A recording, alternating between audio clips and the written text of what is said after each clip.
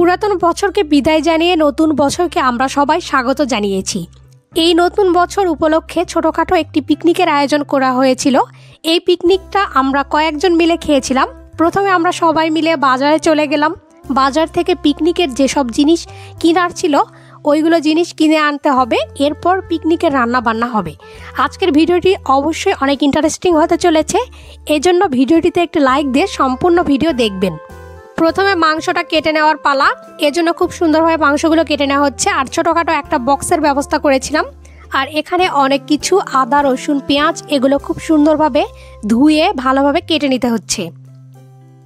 আমরা কয়েকজন মিলে ছোটোখাটো একটি পিকনিকের আয়োজন করেছিলাম নতুন বছরকে স্বাগত জানানোর জন্য। এই দিনে অনেকেই পিকনিক করে থাকে, এজন্য আমরা বাদ পড়ব কেন?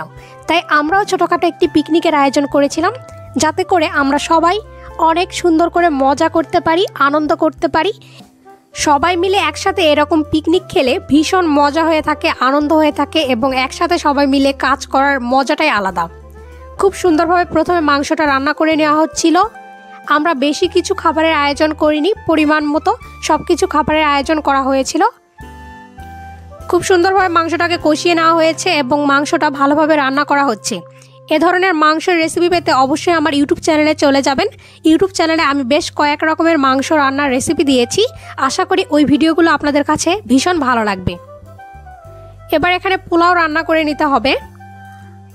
আমরা পিকনিকের আয়োজনে বেশ কয়েক রকমের খাবারের আয়োজন করেছিলাম।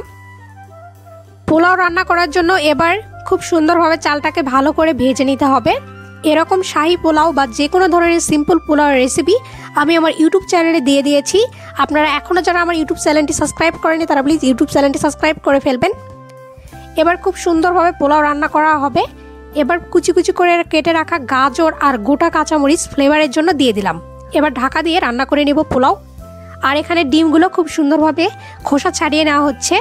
এই গোটা গোটা ডিমগুলো ভালোভাবে ভেজে নিতে হবে। কিছুটা গোটা জিরে এখানে ভেজে নেওয়া হচ্ছে। জিরের গুঁড়ো মাংস রান্নার পরে মাংসতে দিলে অনেক সুন্দর একটা ফ্লেভার আসে, এজন্য কিছুটা গোটা জিরে এখানে ভেজে নেওয়া হচ্ছিল।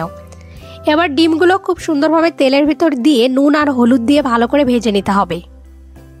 পোলাও রান্না হয়ে গেছে। এবার হাঁড়ির ঢাকনাটা খুলে খুব সুন্দরভাবে পেঁয়াজ বেরেস্তা এখানে দিয়ে দিলাম। পেঁয়াজ বেরেস্তা পোলাওয়ে দিলে অনেক সুন্দর লাগে খেতে। সবগুলো রান্না প্রায় কমপ্লিট হয়ে গেছে। এবার সালাদগুলো খুব সুন্দরভাবে কেটে নিতে হবে। গাজর, টমেটো, শসা, কাঁচা পেঁয়াজ, কাঁচা মরিচ সবগুলো খুব সুন্দরভাবে কেটে নেওয়া হয়ে গেছে।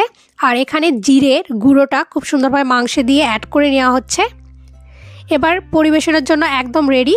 আর সাথে ছিল দই মিষ্টি। দই মিষ্টির ভিডিওটি তুলতে আমি ভুলে গেছিলাম। এবার সবাই মিলে একসাথে বসে এই পিকনিকের খাওয়া দাওয়া করার মজাই আলাদা। খুব সুন্দরভাবে সবগুলো প্লেট সাজানো হচ্ছিল। ভিডিওটি আপনাদের কাছে কেমন লাগলো তা অবশ্যই আমাকে জানাবেন। নতুন বছরে সবাইকে হ্যাপি নিউ ইয়ার। আর আপনারা অবশ্যই আমাকে কমেন্ট করে হ্যাপি নিউ ইয়ার জানাবেন। আর ভিডিওটিতে অবশ্যই একটি লাইক দিবেন। সবাই ভালো থাকবেন, সুস্থ থাকবেন।